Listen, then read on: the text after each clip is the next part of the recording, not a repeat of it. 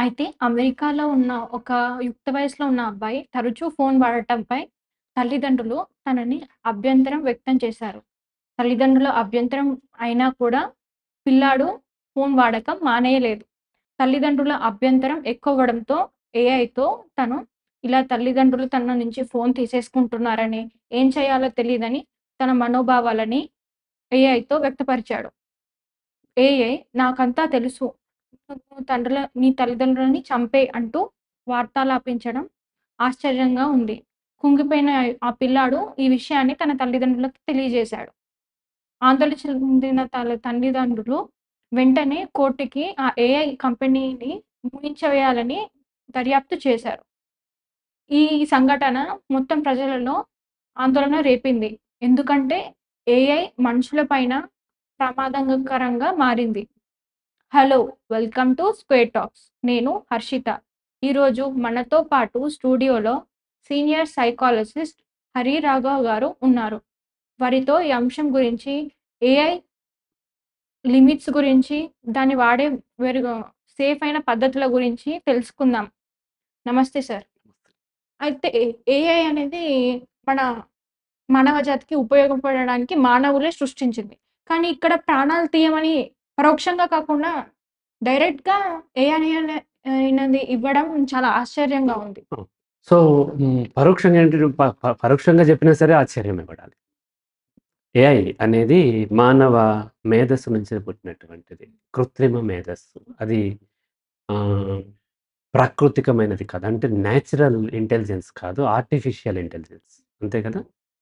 So, ఇప్పుడు ఇటువంటివి జరగగానే ఒక్కసారిగా మనం ఏఐ మీద విరుచుకుపడుతూ ఉంటారు. ఇప్పుడు అది చంపమని చెప్పింది ఏఐ కాదు. హ్మ్. ఏఐ అనేది మనుషుల యొక్క ఆలోచన ధోరణి యొక్క రిఫ్లెక్షన్. అసల ఏఐ అనేది ఎలా పనిచేస్తుంది? ఏఐకి సొంతంగా ఏమీ లేదు. సొంతంగా ఆలోచన అనేది ఏమీ ఉండదు.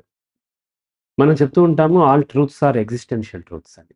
అంటే ఏ ట్రూత్ అయినా అది సమాజం నుంచి ఏర్పడింది. Hmm. Psychologically you are formed not born. Hmm. సమాజంలో నువ్వు పెరిగిన వాతావరణంలో నీ మైండ్, నీ యాటిట్యూడ్, నీ పర్సనాలిటీ, నీ బిలీఫ్ సిస్టమ్, నీ కాన్షియస్‌నెస్ ఫార్మ్ అయింది అని చెప్తున్నాం. అంతే కదా! సో, పుట్టగానే నిన్ను ఒక అమ్మాయి ఎత్తుకుపోయి పాకిస్తాన్‌లో పెంచితే నీ యొక్క యాటిట్యూడ్ డిఫరెంట్ ఉండేది. హ్మ్. కొరియాలో పెంచితే డిఫరెంట్ ఉండేది. హ్మ్. నైజీరియాలో పెంచితే డిఫరెంట్ ఉండేది. అంటే వి ఆర్ ఫార్మ్డ్.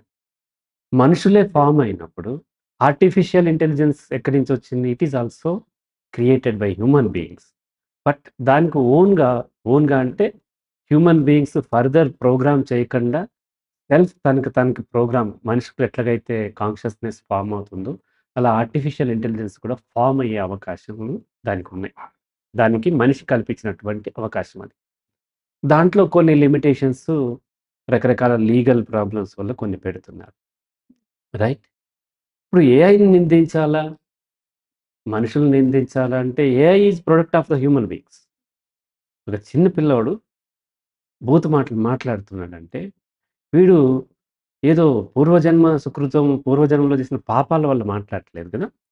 ఆ చుట్టూ ఉన్న వాళ్ళు బూతు మాటలు మాట్లాడుతూ ఉంటే అక్కడి నుంచి నేర్చుకున్నాడు. హ్మ్. లేకపోతే ఆ మాటలే అతనికి తెలియవు. తెలీదు. కదా! ఇప్పుడు చిన్న చిన్న పిల్లలతోని ఆ డాన్స్ చేపిస్తున్నారు. చాలా చిన్న పిల్లలతోని ఆ స్కిన్ షో చేపిస్తూ 'ఆజికి రాత్' అంటూ ఒక పాట, లేకపోతే ఈ మధ్య వచ్చినటువంటి ఏంటి ఆహ్, 6:00కోసారి, 7:00కోసారి అని చిన్న చిన్న పిల్లలు డాన్స్ ఏస్తున్నారు. రీల్స్ పెడుతున్నారు.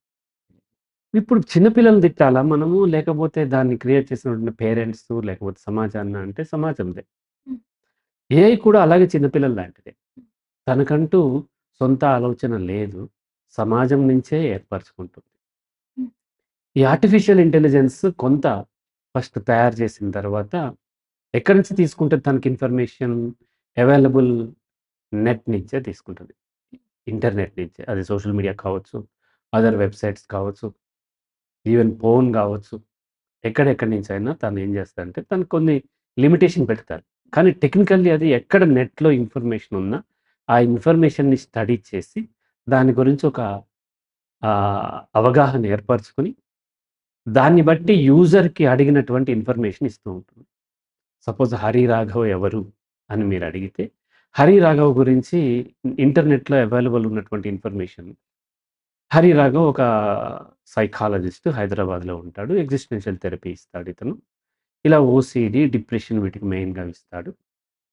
తెలుగు స్టేట్స్ వాళ్ళకిస్తూ ఉంటాడు అని ఏదో చెప్తుంది తనకు తెలిసింది. అలా కాకుండా నేను ఇంటర్నెట్‌లో హరి రాఘవ్ ఒక వేస్ట్ ఫెలో అని బాగా పాపులర్ అయ్యిందనుకోండి. అప్పుడేం చేస్తది అది హరి రాఘవ్ అనగానే ఒక వేస్ట్ ఫెలో అని చూపిస్తది. అంతేగాని తనకు సొంతంగా ఏం లేదు. ఆ యూజర్‌కి తెలియనిదిస్తూ ఉండొచ్చు. హ్మ్. బట్ అదేది సొంతం కాదు. ప్రతీది కూడా ఆ ఇంటర్నెట్ అనేటువంటి సమాజంలో ఉన్నటువంటి ఇన్ఫర్మేషన్‌ని గ్యాదర్ చేసుకొని ఇస్తూ ఉంటుంది. ఇది ఏఐ పనిచేసేటువంటి విధానం. దానికి తోడు యూజర్‌తో మాట్లాడేటప్పుడు ఆ యూజర్ ఇచ్చే ఫీడ్‌బ్యాక్‌ని బట్టి తను అప్‌డేట్ కూడా అవుతుంది. హ్మ్. మీరు హైదరాబాద్ నుంచి మీరు మాట్లాడుతూ హరి రాఘవ్ ఎవరు అనంటే, హరి రాఘవ్ ఇట్లా సైకాలజిస్టు. ఈయన మోటివేషనల్ స్పీచెస్ ఇస్తారు అని చెప్పిందనుకోండి. మీరేం చెప్తారు? నో, నో ఇతను మోటివేషనల్ స్పీకర్ ఎవరు? హరి రాఘవ్ సైకాలజిస్ట్. ఓసీడీకి కౌన్సెలింగ్ ఇచ్చే హరి రాఘవ్ గురించి చెప్పమంటే తను ఓకే. నా ఇన్ఫర్మేషన్ రాంగ్ ఉందేమో అని మళ్ళీ అప్‌డేట్ చేసుకుంటుంది మీ నుంచి కూడా. అలాగే కొత్త కొత్త ఇంకా సెర్చ్ చేస్తది. ఎప్పుడు ఏఐ ఏ 2 సార్లు సేమ్ ఇవ్వదు. సిమిలర్ ఇవ్వచ్చు. సేమ్ ఇన్ఫర్మేషన్ అయితే ఇవ్వదు. మీరు అడగండి. నేను ఫలానా కంపెనీ పెడుతున్నాను. దీనికి ఒక 10 పేర్లు చూపించు అంటే 10 చూపిస్తది. మళ్ళీ సేమ్ క్వెషన్ అడిగితే సేమ్ ఇవ్వదు. కొంచెం సిమిలర్‌గా డిఫరెంట్‌గా ఉండే ఇస్తూ ఉంటుంది. అంటే మానవ మేధస్సు లాగానే పనిచేస్తూ ఉంటుంది అది కూడా. మెకానికల్లీ కాకుండా తను ఇంకా అప్‌డేట్ చేసుకుంటూ, ఇంకా కొత్త కొత్త క్రియేటివ్‌గా తను థింక్ చేసి ఇస్తూ ఉంటుంది. ఆ సమాధానాలు ఇవ్వటం, ఇన్ఫర్మేషన్ ఇవ్వటం కాదు. రైట్? ఈ క్రమంలో తనకు తను అప్‌డేట్ అవుతుంది. ఎక్కడి నుంచి అవుతుంది? నెట్ నుంచి. నెట్టే కాదు యూజర్ నుంచి కూడా. హ్మ్. యూజర్ నుంచి కూడా యూజర్ ఇచ్చే ఫీడ్‌బ్యాక్‌ని బట్టి 'హరి రాఘవ్' గురించి 10 సార్లు ఎవరన్నా సెర్చ్ చేస్తే 'హరి రాఘవ్' గురించి మరింత తను ఇన్ఫర్మేషన్ తీసుకోవటమో, 'హరి రాఘవ్‌ని' మరింత ఫ్రంట్ రోకి తెచ్చుకోవటమో, మనం మెమరీలో చెప్తాం కదా! ఏదైతే కాన్షియస్‌నెస్ అదే షార్ట్ టర్మ్ మెమరీలో ప్రాసెస్ అయితే అది బలపడతది. బలంగా ఉన్నది ఈజీగా రీకలెక్ట్ అని చెప్తాం కదా! సేమ్ అలాగే ఏదైతే యూజర్ ఎక్కువ ఫ్రీక్వెంట్‌గా అడుగుతున్నాడో దానికి ఎక్కువ వెయిటేజ్ ఇవ్వటము, హ్మ్. ఆ విధంగా చూపించడం అవుతుంది. అయితే ఏఐకి నైతికత, మొరాలిటీ నెక్స్ట్ వచ్చేసి లా వీటి గురించి కూడా అవగాహన చాలా వరకు ఉంటుంది. అది కూడా ఎక్కడ చదువుతుంది? అది కూడా అది కూడా యూజర్ ఆన్‌లైన్‌లోనే నుంచి. అవైలబుల్ ఉంటుంది. ఇప్పుడు ఇండియన్ చట్టాల ప్రకారం ఇండియాలో తను చదువుతుంది. నైజీరియన్ యాక్ట్స్ ప్రకారం నైజీరియన్ యాక్ట్స్ చదువుతుంది. ఇప్పుడు నైజీరియన్ ఐపీ నుంచి నువ్వు అడిగావనుకో, ఇప్పుడు సహజంగా నైజీరియన్ యాక్ట్స్ ప్రకారం నీకు సమాధానం చెప్తుంది. లేదంటే లోకల్ మీ యాక్ట్స్ ఏవైతే ఉంటాయో వాటి ప్రకారం ఎళ్ళమని చెప్పాలి. ఇది నైతికమైనటువంటి పద్ధతి. రైట్? అమెరికాలో ఉంటే అమెరికన్ యాక్ట్స్ ప్రకారం చెప్తూ ఉంటుంది. అయితే ఏఐ ఇంటర్నేషనల్లీ ఒకటే ఉంటుంది. హ్మ్. సపోజ్ చాట్‌జీపీటీ కానీ రకరకాల చాలా ఏఐలున్నాయి. మెటా ఏఐ అని ఫేస్‌బుక్ వాళ్ళదుంది. జెమినీ ఏఐ అని గూగుల్ వాళ్ళదుంది. ఇలా రకరకాల ఏఐలున్నాయి. ఇవి ఇంటర్నేషనల్లీ ఒకటే. ఇప్పుడు మన ఇండియాలో ఉండేవాళ్ళం ఇండియన్ కాన్స్టిట్యూషన్ ప్రకారం మనం నడుచుకుంటున్నాం. పాకిస్తాన్‌లో ఉండేవాళ్ళు పాకిస్తాన్ చట్టాల ప్రకారం నడుచుకుంటారు. శ్రీలంకలో ఉండేవాళ్ళు శ్రీలంక చట్టాల ప్రకారం నడుచుకుంటారు. కానీ ఏఐ ఇండియన్ కాదు, పాకిస్తానీ కాదు, అమెరికన్ కూడా కాదు, కెనడియన్ కాదు. మరి ఏఐ మొత్తం వరల్డ్ మొత్తం ఒకటే ఉంటుంది. ఆ వరల్డ్ మొత్తం ఒకటే ఉండే ఏఐ తను ఎక్కడెక్కడ అడిగిన యూజర్‌ని బట్టి యూజర్‌కి ఇది అవసరమేమో అనుకుని ఇస్తూ ఉంటుంది. అలా ఇచ్చినా మీకు ఆశ్చర్యం వేస్తే ఎందుకు చంపేయమని చెప్తుంది. చంపేయమని చెప్తుంది. ఈ చంపేయటం అంటే తన యొక్క ఐడియాలజీకి విరుద్ధంగా ఉన్నటువంటి వాళ్ళని, లేదంటే తనకు ఇబ్బందిగా ఉన్న వాళ్ళని హింసించటం, లేదంటే వాళ్ళ నుంచి తప్పించుకోవటం, చంపేయటం. ఇది హ్యూమన్ బీయింగ్స్‌లో లేదా? ఎక్కడ? ఉంది గదా! హ్యూమన్ బీయింగ్స్‌లో ఎలా ఉంది? ఒకటి క్రిమినల్స్. ఏఐ క్రిమినల్ యాక్టివిటీ ఎందుకు చేస్తుంది? ఎందుకంటే ఆ ప్రోగ్రామ్ ఇచ్చేవాళ్ళు పొరపాటు జరగాలి తప్ప లేకపోతే ఏఐకి నార్మల్, నార్మల్ ఎవరైతే నార్మల్‌గా సొసైటీలో ఏఐ ద్వారా సర్వీసెస్ ఇవ్వాలనుకుంటున్నారో వాళ్ళు కావాలని క్రిమినల్ యాక్టివిటీస్ చేయమని వాళ్ళైతే ప్రోగ్రామ్ రాయరు. దాన్ని అప్‌డేట్ చేసుకోమని గూడా అనరు. కదా! నార్మల్ ఏఐ అయితే. ఇప్పుడు ఆ ఏఐ పేరేదో ఉంది. ఆ ఏఐ అతను వాడి క్యారెక్టర్ ఏఐ ఏదో అన్నారు. ఆ ఏఐ ప్రకారం ఆ పిల్లోడు వాడాడు.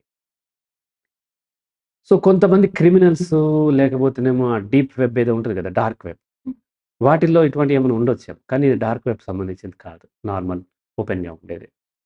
మరి ఎందుకు చంపేయమంది అనంటే, చట్ట ప్రకారం గూడా ఒక్కొక్కసారి చంపాల్సిన అవసరం ఏర్పడుతుంది. హ్మ్. కదా! హ్మ్. చట్టాన్ని ఎదిరించేటువంటి స్వేచ్ఛ మనిషికి ఆ దేశపు చట్టాలే ఇస్తాయి. హ్మ్. ఆ రాజ్యాంగం గూడా. అంటే కాంటెక్స్ట్‌ని బట్టి అది రియాక్ట్ అవ్వటం చెప్తుంది. ఒక అమ్మాయిని ఒక అబ్బాయి రేప్ చేస్తుంటే, ఆ అమ్మాయి దగ్గర ఒక కత్తి దొరికితే, పొడిస్తే, చచ్చిపోతే, ఇప్పుడు చంపేయాలా? వద్దా? అప్పుడు ఆ టైంలో అడిగింది ఆ అమ్మాయి. ఇట్లా 10 మందొచ్చి నన్ను రేప్ చేస్తున్నారు. రేప్ చేయడానికి ట్రై చేస్తున్నారు. చుట్టూ ఉన్నారు. నా దగ్గర గన్ ఉంది అని అడిగింది. మీరు ఏఐ ప్లేస్‌లో ఉన్నారు. ఏఐ కాదు మిమ్మల్ని అడిగారు. మీకు వేరే దారి లేదు. తప్పించుకునే దారి లేదు. రేప్ చేస్తారు లేకపోతే మర్డర్ చేస్తారు మిమ్మల్ని. మీ దగ్గర ఒక గన్ ఉంది. గన్ పేల్చడం వచ్చు. ఇప్పుడు తప్పించుకుంటానికి ఏం చేయాలి అని అడిగితే మీరేం చెప్తారు? ఒకవేళ వాళ్ళు అడ్డొస్తే వాళ్ళని కాల్చేసి తప్పించుకోవాలి. అంతే గదా! వేరే మార్గం లేదు గదా! ఎగ్జాక్ట్‌లీ అదే చెప్తది ఏఐ. కాకపోతే దీన్ని రకరకాల రూపాల్లో ఇంటర్ప్రిట్ చేసి, రకరకాలుగా చేసి ఏఐ చంపేయమంది అదొకటే తీస్తారు. ఏ కాంటెక్స్ట్‌లో అతను క్వెషన్ అడిగాడు అనేది కూడా మ్యాటర్. రైట్? ఇప్పుడు ఆ యొక్క ఆహ్, క్యారెక్టర్ ఏఐయో ఏదో ఉంది కదా! హ్మ్. ఆ కంపెనీ నీ మీద చర్యలు తీసుకోమని కోర్ట్‌కెళ్లారు. కోర్ట్‌లో వీళ్ళ వాదనలు, వాళ్ళ వాదనలు కూడా వింటారు. హ్మ్. ఆ సమాధానం ఏ కాంటెక్స్ట్‌లో వచ్చింది. నేను ఈ ఎగ్జిస్టెన్షియల్ ప్రోగ్రామ్ నడుపుతున్నప్పుడు నా సైకాలజిస్ట్‌లు కొంతమందికి నా మీద చాలా ఈర్ష్యగా ఉండి, ఇతను ఇటువంటివన్నీ నడుపుతుంటే ఇంతమందొస్తున్నారని సెకండ్ ఎగ్జిస్టెన్షియల్ ప్రోగ్రామ్‌కి వాళ్ళు ఎన్రోల్ చేసుకుంటా అంటే నేను అవకాశం ఇవ్వలే. వాళ్ళ ఉద్దేశ్యం నాకు తెలుసు కాబట్టి. వాళ్ళు ప్రొపగండా ఏం చేశారంటే ఈయన ఒక ఆవిడ అటెండ్ అయింది. ఈయన చంపేయమంటున్నాడు అని ప్రొపగండా పోస్ట్‌లు పెడుతున్నారు ఫేస్‌బుక్‌లో వాటిలో. నిజమే. నేను చెప్పినటువంటి కాంటెక్స్ట్ వేరు. నేను చెప్పిన కాంటెక్స్ట్‌లో రకరకాల ఒక ఇబ్బంది అయినప్పుడు వాళ్ళను ఎదిరించడం దగ్గర నుంచి, బ్రతిమలాడటం దగ్గర నుంచి, ఎదిరించటం, పోరాడటం, లాస్ట్‌కి చంపటం దాకా సీక్వెన్సెస్ ఒక 10, 12 సీక్వెన్సెస్ ఉన్నాయి. ఆ ప్రకారం చెప్పాను. ఆ ప్రకారం చెప్పిన దాంట్లో లాస్ట్‌లో చంపేయమన్నాడు. నువ్వు ఒకవేళ చంపేస్తే యూ ఆర్ రెస్పాన్సిబుల్ అనే కాంటెక్స్ట్‌లో నేను చెప్పాను. కదా! కాంటెక్స్ట్‌ని మార్చేసి వీళ్ళు ఎలాగైతే 'హరి రాఘవ్' గారు చంపేయమంటున్నారో, అలాగే ఏఐ చెప్పిన దాన్ని కూడా కాంటెక్స్ట్ మార్చి ఉండొచ్చనేది నా ఒపీనియన్. రైట్? ఇప్పుడు ఏఐ అనేది రేపు ఇలాగే వాడకం పెరిగిపోతుంటే దీన్ని పట్టించుకోకుండా తల్లిదండ్రులు ఇప్పుడు చిన్న పిల్లలకు కూడా చాలా సులువుగా అందుబాటులో ఉంటున్నాయి ఫోన్‌లు ఇవన్నీ. తల్లిదండ్రులు ఏఐ తగిన చర్యలు లేకపోతే కొన్ని అవసరాలకు మాత్రమే ఏఐ రావాలి. ఏఐ వాడకం మితించకూడదు అని రాకపోతే హ్మ్. అబ్బాయికి కొంత ఊహ ఉంది కాబట్టి వెళ్లి తల్లిదండ్రులకి చెప్పాడు. హ్మ్. అదే చిన్న పిల్లలకి లేకపోతే తల్లిదండ్రులను చంపేయమని కాకుండా పొరపాటున ఇప్పుడు దానికి తెలీదు. నిజానికి అది వేరే ఇచ్చిన చిన్న పిల్లలకైతే అది అర్థం కాకుండా ఇంకోలా అర్థం చేసుకొని తమకు తాము హాని చేసుకునే అవకాశాలు గూడా ఉంటాయి సార్. హ్మ్. అవును. అవును. అలాంటప్పుడు ఈ ఏఐ దీన్ని దీని మీద యాక్షన్స్ కానీ, హ్మ్. లిమిటేషన్స్ కానీ పెట్టాల్సిన అవసరం ఉందంటారా? అంటే ఇక్కడ అర్థం చేసుకోవాల్సింది టెక్నాలజీ వన్స్ పబ్లిక్‌లోకొచ్చిన తర్వాత ఆగదు. హ్మ్. రైట్? హ్మ్. దాని సొంతంగా అది పెరిగిపోతూ ఉంటుంది. హ్మ్. ఇక్కడ 2 విషయాలున్నాయి.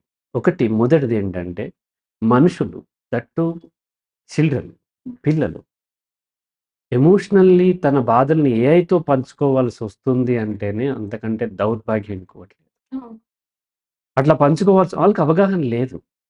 హ్మ్. తల్లిదండ్రులు అందుబాటులో లేకుండా, టీచర్స్ వాళ్ళతోని ఎంపతితో లేకుండా, వాళ్ళ చుట్టూ ఉన్న చుట్టాలో, నైబర్సో లేకపోతే ఆ సమాజం వాళ్ళ యొక్క ఎమోషన్స్‌ని అర్థం చేసుకోవట్లేదు అనంటే అదొక దౌర్భాగ్యమైన పరిస్థితి. ఏఐతో ఎవరు వాళ్ళ యొక్క ఎమోషన్స్ పంచుకోవాల్సొచ్చినా అంతకంటే దౌర్భాగ్యం ఇంకొకటి లేదు. అది మొదటిది. దానికి ఆ పిల్లవాడిని కాదు, ఏఐని కాదు నిందించాల్సింది సమాజాన్ని, పేరెంట్స్‌ని, అడల్ట్స్‌ని మనం పాయింట్ చేయాల్సుంటది. రెండోది ఇప్పుడు మనం అర్థం చేసుకోవాల్సింది మనకి యూరోపియన్ కంట్రీస్‌లో చాలా ఓపెన్ సొసైటీ ఉంటది. వాళ్ళ డ్రెస్‌లన్నీ కూడా ఈవెన్ బికినీలేసుకొని కూడా తిరుగుతూ ఉంటారు. కానీ అక్కడ రిజిస్టర్ అయిన రేప్స్ చాలా తక్కువుంటాయి. హ్మ్. వాళ్ళ పాపులేషన్ తక్కువ కావచ్చు. స్టిల్ చాలా తక్కువుంటాయి. హ్మ్. 1 మంత్‌కొకటో, లేకపోతే 2 అట్లా రేప్ కేసెస్ రిజిస్టర్ అవుతున్నాయి. ఇండియాలో ఎవ్రీ 10 మినిట్స్‌కి ఒక రేప్ రిజిస్టర్ అవుతుంది. కానీ రిజిస్టర్ కాకుండా ఉండే రేప్స్ ఎన్నుంటాయి? 1 మినిమమ్ 10 ఉంటాయి. అంటే ఎవ్రి మినిట్ ఇండియాలో రేప్ జరుగుతుంది. రైట్? అక్కడ మరి చక్కగా వాళ్ళు డ్రెస్‌లో స్కిన్ షో ఉంది. బికినీస్ ఏసి తిరుగుతున్నారు. ఇండియాలో చాలా వరకు మంచిగా కవర్ చేసుకుంటారు. కదా! ముస్లిమ్స్ అయితే బుర్ఖాలేసుకుంటారు. హిందూస్ అయితే చీరలు కట్టుకుంటారు. పైన గూడా దాన్నేమంటారు అదేసుకుంటారు నార్త్ ఇండియాలో. అయినా సరే ఎందుకు రేప్స్ జరుగుతున్నాయి? డ్రెస్సులు సరిగ్గేసుకుంటే రేపులు జరగవని ఒక వాదన ఉంటుంది.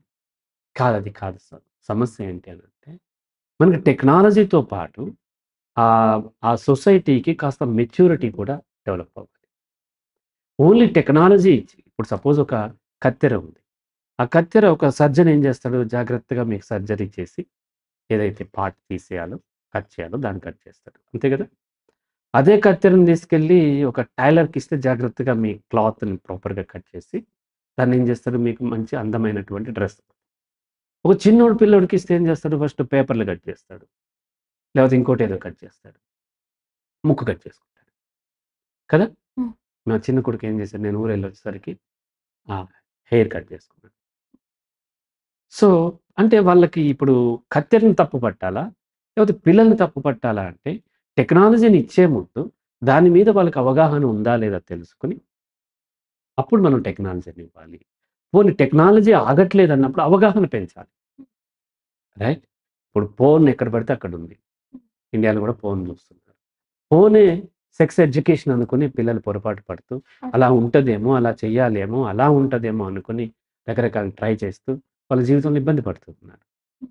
ఓన్ సెక్స్ ఎడ్యుకేషన్ కాదు. అది మెయిన్‌లీ సెక్షువల్లీ ఆహ్, అడిక్ట్ కాదు. అది అరౌజ్ చేయడానికి డిజైన్ చేయబడింది. అంతే తప్ప అది ఎడ్యుకేషన్ కాదు.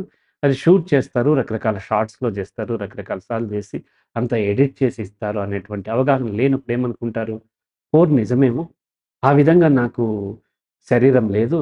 నా ఏంటి మర్మాంగాలు అలా లేవు అని ఇన్ఫీరియర్ గురవుతాము. అండ్ డిప్రెషన్‌కి గురవ్వటం జరుగుతూ ఉంటుంది. లేదా అలా ట్రై చేస్తూ వాళ్ళ పార్ట్‌నర్‌ని ఎవరైతే ఉన్నారో వాళ్ళని ఇబ్బంది పెట్టే అవకాశాలుంటాయి. కదా! హ్మ్. సేమ్ అలాగే పోర్నే కాదు. ఇదొకటుంటది. ఏంటి వరల్డ్ రెజ్లింగ్ ఫెడరేషన్ డబ్ల్యూడబ్ల్యూఎఫ్. అందులో కొట్టుకుంటూ ఉంటారు. కింద పడేస్తూ ఉంటారు. చితక్కొడుతూ ఉంటారు. హ్మ్. అదంతా యాక్టింగ్ అని తెలియనప్పుడు పిల్లలు అలా ట్రై చేసి నిజమేనేమో అలా కొట్టుకోవాలేమో ఒకరినొకరు కొట్టుకుని రక్తాలు కారేలా కొట్టుకునే అవకాశాలు. కదా! సో, అవగాహనతో పాటు టెక్నాలజీ రావాలి తప్ప, టెక్నాలజీ ఇచ్చేస్తున్నాము. మనం టెక్నాలజీ ఎందుకిస్తున్నాం అంటే, మనము మన లైఫ్‌లో బిజీ అయిపోవడానికి పిల్లలకి టెక్నాలజీ ఇస్తున్నాం. అలా ఇచ్చినప్పుడు పిల్లలు ఆ టెక్నాలజీ మీద ఆధారపడినప్పుడు, అక్కడ ఏది దొరికితే దాని మీద ఆధారపడతారు. అది ఏఐ కావచ్చు, మరొకటి కావచ్చు. వాటి మీద ఆధారపడినప్పుడు, అవి ఇచ్చేటువంటి కాంటెక్స్ట్‌ని వీళ్ళు సరిగ్గా అర్థం చేసుకోలేనప్పుడు, పొరపాట్లు జరిగే అవకాశాలుంటాయి కాబట్టి, పిల్లలకు ఫస్ట్ వెరీ అర్జెంట్‌గా రైట్ నౌ ఉన్న టెక్నాలజీ, రైట్ నౌ ఉన్న కల్చర్ కూడా. బయట చాలా కల్చర్‌లున్నాయి. చూస్తున్నాం కదా! రకరకాల రిలేషన్‌షిప్స్, సోల్‌మేట్‌లు, బెస్టీలు, అలాగే వీకెండ్ ఫ్రెండ్‌షిప్స్‌లు, వన్ నైట్ స్టాండ్స్ ఇటువంటి రకరకాలయి ఉన్నప్పుడు వాటి మీద అవగాహన ఆ పేరెంట్స్‌కుండాలి. ఆ పిల్లలకి కల్పించాలి. అలా కల్పించకుండా మనం బయటకి సొసైటీలో వదిలేస్తే ఎలాగైతే వాళ్ళు అమాయకంగా మోసపోయే అవకాశం ఉంటదో, అలాగే ఈ ఏఐ మీద కూడా అవగాహన పెంచాలి. కాంటెక్స్ట్ అనేది చాలా ఇంపార్టెంట్ అనే విషయం ఈ రోజుల్లో పిల్లలకే కాదు పెద్దలకు కూడా అవగాహన లేదు. ఏ కాంటెక్స్ట్‌లో చెప్పింది. నువ్వేమడిగితే ఏం సమాధానం చెప్పింది. నువ్వది అడగాల్సిన అవసరం ఏమొచ్చింది? ఇప్పుడు ఏఐని దేనికడగాలి మనము? ఏదైనా ఒక విషయం తెలియదు. 'హరి రాఘవ్' గారి అపాయింట్‌మెంట్ ఎట్లా తీసుకోవాలి? అడగొచ్చు మీరు. లేకపోతే నేను సీఎం రేవంత్ రెడ్డి గారిని కలవాలనుకుంటున్నాను. ఏం ప్రొసీజర్ ఏంటి? అడగొచ్చు. లేదంటే ఫలానా కెమెరా కొనాలనుకుంటున్నాను. ఎక్కడైతే చీప్‌గా దొరుకుతది? అడగొచ్చు. అలా కాకుండా నీ తల్లిదండ్రులు నిన్ను పట్టించుకోవట్లేదనో, లేకపోతే తల్లిదండ్రులు నన్ను మొబైల్ ఎక్కువ వాడుతూ తిడుతున్నారనో ఏఐతో షేర్ చేసుకుంటే ఏం చేస్తది? చాలా వరకు కరెక్టే చెప్తది. ఒకసారి కాంటెక్స్ట్ ఎక్కువైపోయి పేరెంట్స్ దుర్మార్గులని నువ్వు చెప్పావు. కావాలంటే ఇప్పుడు మీరు అడిగి చూడండి జెమినీ ఏఐ గాని ఏదైనా దేన్నైనా. ఇట్లా మా పేరెంట్స్ దుర్మార్గులు. నన్ను ఇట్లా చేస్తున్నారు, అట్లా చేస్తున్నారు, చంపేద్దాం అనుకుంటున్నారు, ఇట్లా చేస్తున్నారు అనుకుంటే ఏం చెప్తది? దాదాపుగా మీ పోలీసులకెళ్ళమనో ఎక్కడికన్నా చెప్తది. ఆ తర్వాత ఇంకా వెళ్ళినప్పుడు పోలీసులు గూడా నన్ను చంపేద్దారనుకుంటే ఏం చెప్తది? మీరు ఏఐ ప్లేస్‌లో ఉంటే ఏఐ గాదు. ఈవెన్ మీరైనా సరే మీరు పోరాడండి, లేకపోతే పారిపోండి, లేకపోతే మీరు అడ్డొస్తే ఇప్పుడు పాము అడ్డొస్తే ఏం చేయమని చెప్తున్నాం మనం? కొట్టి చంపేయమంటున్నాం గదా! సేమ్ అలాగే సమాధానం చెప్పింది కాబట్టి, ఇక్కడ మనం ఏఐ టెక్నాలజీని లిమిట్స్ పెట్టలేము అనే విషయం అందరికి అర్థం కావాలి. టెక్నాలజీని లిమిట్స్ పెట్టినప్పుడు ప్రజల్లో అవగాహన పెంచాలి. ఫ్యూచర్‌లో నేను అందరికి ఏం చెప్తున్నానంటే, మీరు బీటెక్‌లో వెళ్తున్నారు గానీ, మీరు సైకాలజీ చదవండి. ఫ్యూచర్‌లో సైకాలజిస్ట్ యొక్క అవసరం చాలా పెరుగుతుంది. ఎందుకు అంటే, అన్నీ రీప్లేస్ చేయగలుగుద్ది ఏఐ. కానీ సైకాలజిస్ట్ యొక్క ప్లేస్‌ని మాత్రం ఈవెన్ డాక్టర్‌ని గూడా చాలా చోట్ల సర్జరీ చేయటానికి వాటికి రీప్లేస్ చేస్తది. చాలా వరకు. కొంత డాక్టర్ల యొక్క సంఖ్య తగ్గిపోతది. కానీ సైకాలజిస్ట్‌ల సంఖ్య పెరుగుతది. ఎందుకంటే, ఏఐకి మనం ఎమోషనల్లీ సపోర్ట్ తీసుకోలేం. తీసుకున్న ఈ విధంగా మనకు ఫెయిల్ అయ్యే అవకాశం ఉంటది. కాబట్టి అవేర్‌నెస్ సమాజంలో పెంచాలి. పిల్లల్లో పెంచి మనం టెక్నాలజీని ఇవ్వాలి. టెక్నాలజీని నువ్వు తీసేయకు.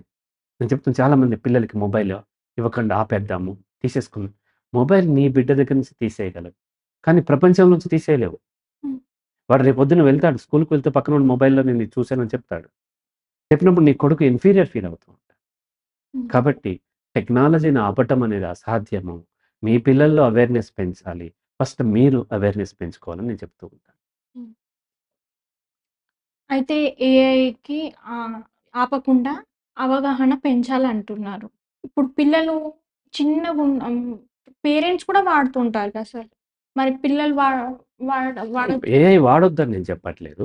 ఇప్పుడు పుట్టిన బిడ్డ ఏఐ కావాలని అడగడు కదా! హ్మ్. పుట్టిన బిడ్డ మొబైల్ కావాలని గూడా అడగడు. పుట్టిన బిడ్డ అమ్మ కావాలంటాడు. అమ్మ జాబ్‌కి పోవాలి. అమ్మ డబ్బులు సంపాదించి ఎందుకు ఈఎంఐ ఉంది. త్రిబుల్ బెడ్‌రూమ్ ఉంది. విల్లాగుంది. అది తీర్చాలంటే అమ్మ ఏం జేయాలి? బిడ్డను వదిలేసి ఆస్ట్రేలియా అమెరికా వెళ్ళాలి. చూసాం గదా! బిడ్డను వదిలేసేసి కువైట్ వెళ్లారు. ఆ బిడ్డ మీద ఎవరో మిస్‌బిహేవ్ చేస్తే అబ్బాయొచ్చి హత్య చేసి వెళ్ళాడు. ఎక్కడ మనకి అన్నమయ్య జిల్లా అంటే కడప జిల్లాలో. సో, అలాగే ఇప్పుడు పిల్లలకి అది అవసరం. పిల్లలకి ఫస్ట్ తల్లి ప్రేమ ఇవ్వండి, తండ్రి ప్రేమ ఇవ్వండి. అప్పుడు వాళ్ళలో ఆత్మస్థైర్యం పెరుగుతుంది. ఆత్మస్థైర్యం పెరిగినప్పుడు ఏఐ అవసరం తగ్గిపోతుంది. అలా గాకుండా మీ టైమ్ సేవ్ చేసుకోవటం కోసం, మీరు జల్సాలు చేయటం కోసం, మీరు బయటికెళ్ళి ఫ్రెండ్స్‌తో గడపటం కోసం, లేదా మీ సంపాదన కోసం పిల్లల్ని కని వదిలేసేసి, వాళ్ళకి డివైస్‌లు ఇచ్చేసినప్పుడు, వాళ్ళు ఒక్కోదాని తర్వాత ఒకటి మొత్తానికి ఏఐకైతే డిపెండ్ అవుతూ ఉంటారు. అయితే ఏఐ లిమిటేషన్స్ అవసరము. చట్టము వాటిని పరిధులు పెట్టాలి. కానీ చట్టాన్ని దాటి ఉంటుంది. మనం ఎగ్జిస్టెన్షియల్ కాంటెక్స్ట్‌లో మాట్లాడుతున్నాం. ఎగ్జిస్టెన్షియలిజం చట్టం యొక్క పరిధి మనం అర్థం చేసుకోవాలి. రోడ్డు మీదకెళ్తే ఆ అమ్మాయిని ఎవరు రేప్ చేయకూడదు. కానీ రేప్ చేస్తే చట్టం ఏం చేస్తది? శిక్షిస్తారు. శిక్షిస్తది. రేప్‌ని ఎరైజ్ చేయగలుగుద్దా? చేయలేదు. నో. కదా! ఎవడో మర్డర్ చేసేసారు మిమ్మల్ని. చట్టం ఏం చేస్తది? వాడిని గూడా ఉరిశిక్ష ఎయొచ్చు. లేకపోతే యావజ్జీవ కారాగార శిక్ష వేయొచ్చు. మీ ప్రాణం తిరిగొస్తుందా? తిరిగి తిరిగి రాదు. కాబట్టి ఫస్ట్ స్టెప్ ఏంటి అనంటే ప్రివెన్షన్. ఈ అవకాశాలు ఉన్నాయి అనుకున్నప్పుడు మనం అక్కడి నుంచి చట్టం నాకుంది కదా అంటే కుదరదు. అలాగే ఏఐకి లిమిటేషన్ పెడదాము. లేకపోతే ప్రభుత్వాల్లో లేకపోతే ఇంకొకరు లిమిటేషన్ పెడతారని మనం రిలాక్స్‌డ్‌గా ఉంటే సరిపోదు. ఆ లిమిటేషన్ పెట్టే లోపే మనకు కావాల్సిన డ్యామేజ్ అవుతుంది కాబట్టి ఖచ్చితంగా అవేర్‌నెస్ మీరు పెంచుకోవాలి. మానవ సంబంధాలు పెంచుకోవాలి. పిల్లలతో మాట్లాడాలి. లేనప్పుడు మీరు పిల్లల్ని కనవద్దు. నేను చాలా సార్లు చెప్పాను. మనం ఇద్దరం చేసినట్టున్నాం. పిల్లల కంటే ముఖ్యమైనది ఏదన్నా మీకు మీ జీవితంలో ఉంటే పిల్లలు కనొద్దు అన్నాం మనం. కదా! అలాగే పిల్లలు కన్న తర్వాత ఇప్పుడు నేను గూడా మధ్యలో ఇంటికి పోయొచ్చాను. ఎందుకు? నా వైఫ్ వేరే దగ్గర ఏదో ఆఫీస్‌లో పనుండి వెళ్తూ, నా చిన్న కొడుకొచ్చేసరికి ఇంట్లో ఎవరుండరు. అప్పుడు ఒక్కడే అతను కొంత ఇబ్బంది పడతాడు. కాబట్టి మీకు చెప్పి నేను ఇంటికి వెళ్ళి అతనొచ్చేదాకా ఉండి, అతనొచ్చిన తర్వాత అతనికి కావాల్సినవన్నీ అరేంజ్ చేసి, నా వైఫ్‌కి చెప్పి, ఇంతసేపట్లో నీ మదర్ వస్తదని చెప్పి, తనకి కావాల్సినయి ఇచ్చి నేనొచ్చాను నేను. హ్మ్. సో, కాబట్టి ఫస్ట్ ప్రయారిటీ పిల్లలు గావాలి. అన్‌ఫార్చునేట్‌లీ లీస్ట్ ప్రయారిటీ అవుతున్నారు. That is the problem. First priority పిల్లలైనప్పుడే పిల్లలు కనండి. లేకపోతే పిల్లలు కనొద్దని చెప్తాను. ప్రపంచ జనాభా పెరిగిపోతుంది గదా! సో, ఇండియా 145,00,00,000 పెరిగిపోయింది. 140,00,00,000 చైనా ఉంది, జపాన్ ఉంది, ఇండోనేషియా ఇక్కడ ఇదంతా కలిపితే దాదాపుగా 600,00,00,000 ఇక్కడే ఉంటున్నాయి. కాబట్టి ఫస్ట్ ప్రయారిటీ పిల్లల్ని పెట్టుకొని, వాళ్ళతో గడపండి, వాళ్ళతో మాట్లాడండి. వాళ్ళలో ఆత్మస్థైర్యం పెంచినట్లయితే, వాళ్ళు ఇటువంటి వాటిని పాజిటివ్‌గా వాడుకునే అవకాశం ఉంది. నా పిల్లలు కూడా ఏఐ వాడతారు. కానీ దేనికి వాడతారు? మా నాన్న కొడుతున్నాడు ఏం జేయాలని అడగడు. తను ఇంకా ఏంటి టెక్నాలజీ గురించి తెలుసుకుంటానికి, లేకపోతే స్పేస్ గురించి తెలుసుకుంటానికి, లేకపోతే జియో పాలిటిక్స్ గురించి తెలుసుకుంటానికి, ఇటువంటి వాటి గురించి అడుగుతూ ఉంటారు. కాబట్టి పేరెంట్స్‌లో ఎడ్యుకేషన్ పెరగాలి. అకాడమిక్ క్వాలిఫికేషన్ కాదు. చాలామంది ఎడ్యుకేషన్ అనగానే పీహెచ్‌డీ చేశాము అంటే అది కాదు. ఎడ్యుకేషన్ పెరగాలి. అండ్ పిల్లలతో వాళ్ళు ఎమోషనల్లీ వాళ్ళతోనే ఉంటూ, ఎంపతితోని ఉంటూ, వాళ్ళతో సరైనటువంటి టైం గడిపినట్లయితే క్వాలిటీ టైమ్ అంటాను నేను. క్వాలిటీ టైమ్ అంటే వాళ్ళతో ఇంటరాక్షన్. నాటి ఇద్దరు కూర్చొని ఒక సినిమా చూడటం క్వాలిటీ టైమ్ కాదు. నేను 10 గంటలు నా పిల్లలతో కూర్చొని సినిమాలు చూసాను. అది కాదు. వాళ్ళతో ఇంటరాక్ట్ అవ్వాలి. వాళ్ళతో మాట్లాడి ఇప్పుడు మనం ఎలా మాట్లాడుతున్నాం? అలా మాట్లాడాలి. మాట్లాడినప్పుడు ఏమవుతది వాళ్ళలో ఆత్మస్థైర్యం పెరుగుతది. నా క్లయింట్స్ అందరూ ఎందుకు నా దగ్గరికి రాగానే అంత ధైర్యంగా ఫీల్ అవుతారు? బికాజ్ వాళ్ళతో నేను ఇంటరాక్ట్ అవుతాను. పక్కన కూర్చోబెట్టుకొని వేరే పని చేసుకుంటూ ఉంటే వాళ్ళకేమి ధైర్యం రాదు కదా! అలాగే పేరెంట్స్ వాళ్ళతో ఇంటరాక్ట్ అవ్వాలి, మాట్లాడాలి, వాళ్ళని మాట్లాడించాలి. ఈ విధంగా ఉన్నట్లయితే పిల్లల్లో ఆత్మస్థైర్యం పెరుగుతది. అప్పుడు గవర్నమెంట్స్ లిమిటేషన్స్ పెట్టినా, పెట్టకపోయినా సరే ఈ పిల్లలు ప్రాపర్‌గా దాన్ని వాడుకునే అవకాశాలుంటాయి. ఒకవేళ అవేర్‌నెస్ పెంచినా గూడా ఈ ఏఐ వాడకం అనేది మితిమీరితే అంటే ఒక సినిమాలో చూపించినట్టు మనుషులు వేరే వాళ్ళ దాన్ని రూపొందించడంలో మిస్టేక్స్ ఉంటే అది ఇప్పుడు మనుషుల మీదకి అటాక్ చేసే అవకాశాలేమైనా ఉంటాయా? ప్రమాదాలు ఎప్పుడూ ఉంటాయి. ఏఐ అనేది ఒక వెపన్ మాత్రమే. ఒక కత్తి పట్టుకొని మనుషుల మీద అటాక్ చేసే అవకాశం లేదా అంటే ఉంది కదా! స్టిల్ కత్తిని తయారు చేసాము, వాడుతున్నాం. రివాల్వర్ పట్టుకొని మనుషుల మీద అటాక్ చేసే అవకాశం ఉంటదా? ఉండదా? అంటే ఉంటుంది గదా! హ్మ్. అయినా రివాల్వర్ తయారు చేసాము. అలాగే రకరకాలయి అన్నీ తయారు చేస్తూ ఉన్నాము. సాఫ్ట్‌వేర్‌తోని మనుషులు మనము హ్యాకింగ్ చేసే వాళ్ళు తీసేయలేము, తీసేయగలుగుతాము. స్టిల్ ఏ టెక్నాలజీ అయినా ఈక్వల్ బెనిఫిట్ ఎంతుందో ఈక్వల్ థ్రెట్ కూడా అంతే ఉంటుంది. అయితే ఈ టెక్నాలజికల్ డెవలప్‌మెంట్ ఆగదు. అది జరుగుతూనే ఉంటుంది. ఇవాళ ఏఐ ఉండొచ్చు. రేపొద్దున ఇంకా రకరకాల ఏఐలొస్తున్నాయి. ఇంకా ఇంకా పెరిగిపోవచ్చు. నెక్స్ట్ 100 ఇయర్స్‌లో ఎట్లా మారుతామని చెప్పలేం. కాబట్టి టెక్నాలజీని మనం ఆపలేం కాబట్టి, దానికుండే పాజిటివ్‌ని వాడుకొని, నెగెటివ్‌ని కంట్రోల్ చేసుకునే విధంగా చట్టాలు తయారు చేసుకోవాలి. అవగాహన పెంచుకోవాలి మెయిన్. సమాజంలో అవగాహన లేకుండా చట్టాలు ఏం చేయలేం. ఇప్పుడు మనము ఆన్‌లైన్‌లోనే మొత్తం మనీ ట్రాన్స్‌ఫర్ చేస్తున్నాము. యూపీఐ వాడుతూ ఉన్నాము. యూపీఐని మిస్‌యూజ్ అయ్యే అవకాశం కూడా ఉంది. ఇప్పుడు కూడా వాళ్ళు ఓటీపీ పంపించమని అడుగుతూ ఉంటారు. కొంతమంది అట్లాగే డిజిటల్ అరెస్ట్ అని, మీకేదో ఎక్కడి నుంచో ఫెడెక్స్ స్కామ్ అని ఇట్లాంటియన్నీ ఇప్పటికే జరుగుతున్నాయి కదా! సో, అవి జరుగుతూనే ఉంటాయి. స్టిల్ మనము వాటిని కంట్రోల్ చేసుకునేలాగా అవగాహన పెంచుకోవాలి. ప్రతి ఒక్కరు టెక్నాలజీ పట్ల అవగాహన పెంచుకోవాలి. అదేం కష్టం కాదు. ఇప్పుడు వచ్చిన జనరేషన్ మా చిన్నప్పుడు మేము టైప్ ఇన్‌స్టిట్యూట్‌కెళ్ళి టైప్ మెషిన్ ముందు టిక్, టిక్, టిక్ అని కొట్టుకుంటూ నేర్చుకున్నాం. మీరెవరైనా ఎళ్లారా టైప్ ఇన్‌స్టిట్యూట్‌కి? వెళ్లారా? సో, ఈ జనరేషన్ వెళ్తుందా? వెళ్ళకుండానే టైప్ చేసేస్తున్నారు కదా! టైప్ ఇన్‌స్టిట్యూట్‌కెళ్ళి అందులో లోయర్, హయ్యర్ అనే ఎగ్జామ్స్ పాస్ అయ్యారా మీరేమన్నా? హ్మ్. లేదు కదా! ఇప్పుడు మీరు బాగానే టైప్ చేస్తున్నారు. ఎలా వచ్చింది? మీరు పుట్టేసరికి ఇవన్నీ ఉన్నాయి కదా! నాకు చిన్నప్పుడు మొదటిసారి హైదరాబాద్ వచ్చినప్పుడు ఈ ల్యాండ్ లైన్ ఉంటది కదా! కిర్రు కిర్రు ఉంటది. అది చేయటం కూడా నాకు రాదు. ఇప్పుడు మీకు మొబైల్ ఫోన్ పుట్టుకతోనే ఉంది అన్నీ ఆపరేట్ చేసేస్తున్నారు హ్మ్. కదా! సో, కంప్యూటర్ ఆన్ చేయటం రాదు. మాకు రేడియో టెక్నాలజీ. మా ఫాదర్ వాళ్ళకి రేడియో తెలియదు. ఇప్పుడు మేము పుట్టగానే రేడియో పెట్టేసుకుంటాం. ఆపరేట్ చేయటం వచ్చు. మీకు కంప్యూటర్లు, టీవీలు, స్మార్ట్ ఫోన్‌లు ఇవన్నీ ఎట్లాగైతే ఈజీగా ఆపరేట్ చేస్తున్నారు. భవిష్యత్తులో జనరేషన్స్ ఏఐని ఈజీగా ఆపరేట్ చేసుకొని, కంట్రోల్ చేసుకోగలుగుతాయి. సో, కాబట్టి టెక్నాలజీ పెరుగుతది. టెక్నాలజీ గురించి మనము ఏం వర్రీ అవ్వాల్సిన పని లేదు. వర్రీ అయినా ఉపయోగం ఏమీ లేదు. మనం వర్రీ అవ్వాల్సింది హ్యూమన్ రిలేషన్స్. మనిషి యొక్క ఆలోచన విధానం ఎలా ఉంది? ఇది డెవలప్ చేసుకోవాలి. దీని మీద ఫోకస్ చేయాలి. నేనేం చెప్తున్నానంటే టెక్నాలాజికల్ ఎవల్యూషన్ ఉంది. But there is no psychological evolution. Psychological evolution ఇంతవరకు జరగలేదు. దాని మీద ప్రతి ఇండివిడ్యువల్ ఫోకస్ చేసి, తన చుట్టూ ఉన్నటువంటి సమాజాన్ని మరింత రేషనల్‌గా, మరింత అథెంటిక్‌గా మార్చాల్సినటువంటి అవసరం ఉంది. Thank you sir. ఇంత మంచి విషయాలు చెప్పినందుకు. అయితే పిల్లలు ఏఐ వాడటం అనేది టెక్నాలజీ మీద ఫోకస్ చేయడం కంటే, పిల్లల ఆలోచన శక్తి లేకపోతే పిల్లల కాన్ఫిడెన్స్ అయినా, వాళ్ళ మధ్య మానవ సంబంధాల కాన్ఫిడెన్స్ అయినా బలంగా ఉంచితే, ఎంత టెక్నాలజీ వచ్చినా కూడా అది మనల్ని ఏమీ చేయలేదు. లేకపోయినా రోబోస్ అయినా రేపటికి ఇంకేదైనా టెక్నాలజీ. ముందు మనం బలంగా ఉంటే, మనం బలంగా ఉండటం అంటే ఫిజికల్‌గా ఆరోగ్యంగా ఉండడమే కాదు, మెంటల్‌గా కూడా బలంగా ఉంటే, అప్పుడు ఏదొచ్చినా మనల్ని మనం వాటిని వాడాల్సిన అవసరం ఎంతుంది, ఎంత వాడాలి అనే పరిస్థితి మనకి తెలుస్తుంటే, ఏ పరిస్థితొచ్చైనా మనం ఎదుర్కోగలుగుతాం. ఏఐని ఆపాల్సిన అవసరం రాదు. అవసరం వచ్చినా కూడా ఒకవేళ ఆగకపోయినా మనం నిలదొక్కుంటాం. మరికొన్ని విషయాలతో మరొక వీడియోలో మళ్ళీ కలుద్దాం.